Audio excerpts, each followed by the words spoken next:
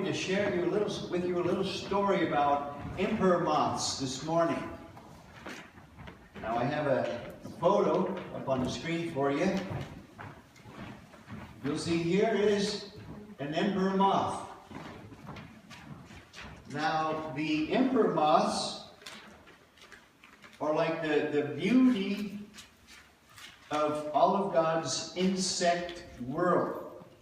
Beautiful creatures. Maybe that's why we're calling them emperor moths. Well, the males are about 2.5 inches. Their wingspan is about 2.5 inches, and the women, the females, they have a wingspan about 3.5 inches. And these are well-named eye-catchers. Truly, they are an emperor in the insect world. Well, there's a story about this man who once found a cocoon. This is the cocoon here on this side. He found a cocoon of an emperor moth with the pupa inside. And it was hanging on a low-lying branch. And he thought to himself, hey, let me just take this cocoon with the pupa inside of it, let me take it off, tear it off of the branch, and let me take it in the house. I want to observe it, I want to watch it, I want to study it, I want to see what happens. And so he takes it in the house, and he begins to study it. And he's watching it. And soon he notices the fibrous construction. Maybe you can see that from where you're sitting, the fibrous construction of this cocoon. And he notices also that at one end, there's a small opening in this cocoon that this emperor moth pupa is inside of. And he looks at this small opening at the end, and he says, you know, there's no way this pupa, this emperor moth is going to be able to exit through that small opening. That's his first observation. That was just the thing he thought, you know what, something's wrong here.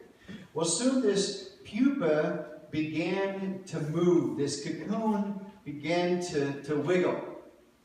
And he begins to watch this emperor moth inside the pupa as it inside the cocoon, this pupa, as it's inside there, as it's struggling to get out, as it's fighting to work its way out the end, as it's wrestling and exerting himself greatly to get out the end of this cocoon.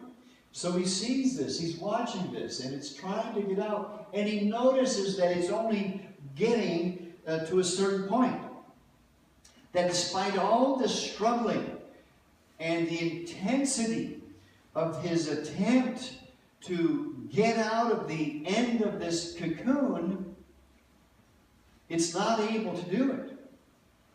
And so he begins to wonder, and he begins to doubt that this pupa, this baby emperor moth inside of this cocoon is going to get out. And he said, you know what, it's probably my fault. I should not have torn it off the branch and taken it in the house. It's my fault, he says. This pupa is not going to get out. It's my fault. And so he says, I'm going to get the scissors out. And so he gets the scissors out, and he cuts open. He cuts open the end, thinking, I'm going to help this pupa get out. This little baby emperor moth get out of the cocoon. And so he carefully cuts that end open. And right away, this pupa, this little baby emperor moth, climbs right out. So here he is. He's greatly anticipating the fabulous explosion of colors, this glorious expansion of the wings, and then the development, the the magnificent development of all the colors and the markings on this emperor of all insects, this emperor moth. What he actually observed and what he looked upon as this pupa climbed out of the cocoon was a swollen body and shriveled wings. Instead of flying through the air as one of our world's most beautiful insects, this deformed creature simply just crawled along the ground. You see, although this man did not know it, he did not do this pupa a favor by snipping open the end of the cocoon. You see, all the work, all that struggling and that wrestling and that intense activity to fight its way out of the cocoon is the life, produces these life-giving fluids that its body and the wings need to grow and to develop. And so this battle, this fight, this struggling and this wrestling to get out is what's giving this moth the power and the strength that it needs to expand its beautiful wings and soar and fly like it was designed to do. So you see, making it easier on that emperor moth to exit the cocoon was not a favor that he was doing to this moth. It proved to be its downfall. Friends, you see, you and I think we often stand at a similar crossroad, at a similar decision when it comes to the way God is working in our life, when it comes to how God is leading and directing us. Sometimes we work in a very similar fashion as this man did. We often look at our relationship with God, the things that we believe that He has promised us, the things that we imagine that He is going to be doing and has promised to do in our midst, and yet it hasn't happened. It's not taking place. We don't see it going on. And so we choose the path that's called late. God, you're late. Because we think, God, you're missing out. You're not doing it right. You've promised. You've said it in your word. You've told us over and over again. You've showed us. And yet, where is it? It's not happening. What's going on? And so we go down that path and we look at God and we say, you're late, God. You're late. And this is a dangerous path to choose, to walk down. Because we end up doing things that are not God's will.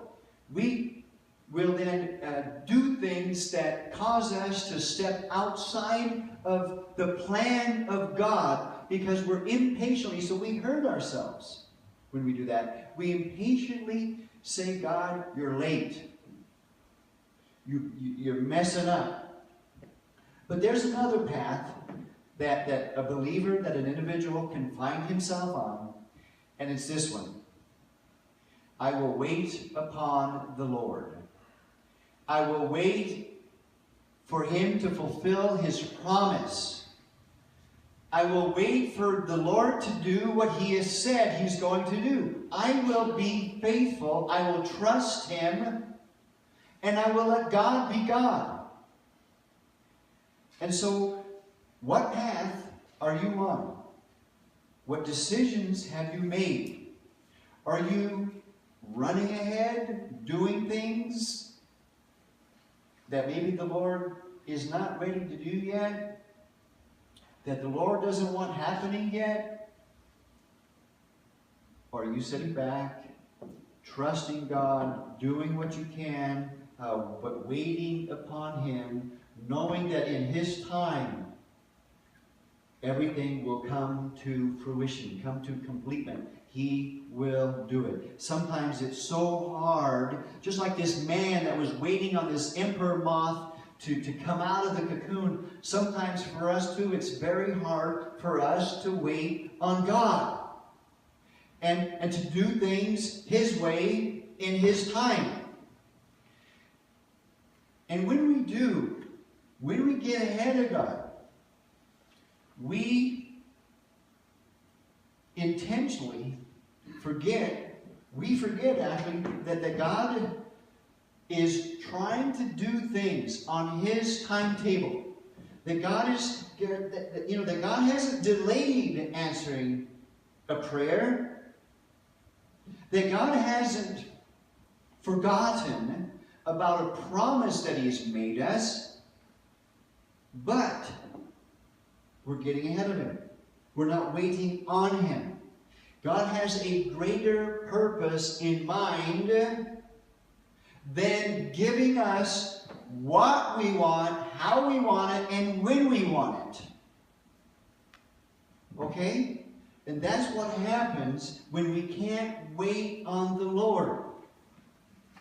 And we blame Him for being late.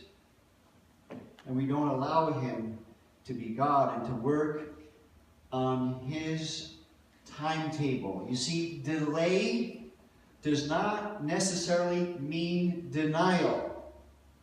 It's just that God often uses this delay to develop our faith, to help us get stronger, just like that moth got stronger the longer it struggled to work its way out the end of that cocoon. But God uses these delays as we wait on Him, as we have faith in Him during this struggle, so that we will just be patient and trust and follow where He's leading. You know, and sometimes, I think we all feel that. God seems to be working so slow. And it's then that we can so easily become impatient and start working on our own, running ahead of God, thinking that we need to help Him answer our prayers, thinking that we need to maybe even force God to fulfill His word and act on our timetable. You see, if we don't learn to walk alongside the Lord and to walk at His pace and to wait upon the Lord and His timing, we're going to make a great mess of things. You see, this is the lesson that is reinforced by our scripture reading this morning in Genesis chapter 16 that we read in those first 9 verses. Abraham made the mother of all messes. How did he do that? What happened? Abraham ran ahead of God. Abraham could not wait for God to fulfill His promises on God's timetable. And the resulting fallout is something that we're still trying to get a hold of. It's still a challenge today that we're trying to subdue between the Arabs and the Jews. Even today, even through clear till today. You see, running ahead of God, not waiting upon the Lord, is very serious business. And if you and I cannot wait upon the Lord and His timing, if we begin to run ahead of God, if I or you begin to grow impatient with the Lord and His word and His promises, and where's the answer? Where's the fulfillment? we're going to make a mess.